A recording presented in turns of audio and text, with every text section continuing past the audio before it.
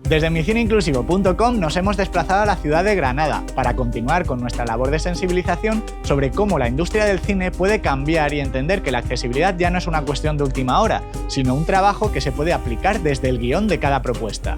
Y para contar esta y otras cuestiones, qué mejor lugar que la Facultad de Comunicación y Documentación de la Universidad de Granada.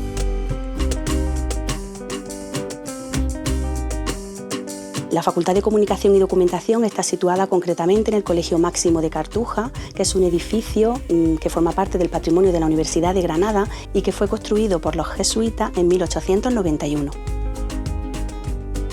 Desde el Secretariado para la Inclusión contactamos con Miguel Ángel Font y su proyecto Mi Cine Inclusivo para tratar de promover los valores de accesibilidad cultural en las actividades que se promueven en la Universidad de Granada. Y para ello hemos desarrollado dos actividades.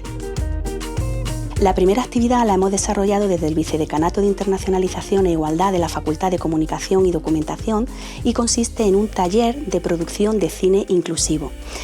Para ello hemos contado con Miguel Ángel y también con Vicente Alcoy, que es experto en comunicación y accesibilidad y además es una persona con discapacidad visual. Estar cerca de las nuevas generaciones de profesionales es una de las cosas que más me llena. Puedo escuchar sus inquietudes, trasladarles las mías y todo ello me hace pensar que algún día el mundo del cine, del marketing y otras ramas puedan ser para todos. La segunda actividad consiste en un cineforum en el que se van a proyectar varios proyectos de Miguel Ángel en los que utiliza su metodología inclusiva. A esta actividad se ha invitado a toda la comunidad universitaria y además a las entidades y asociaciones de la provincia de Granada que trabajan con personas con discapacidad con el objetivo de sensibilizar sobre cómo realizar una accesibilidad de calidad en la cultura.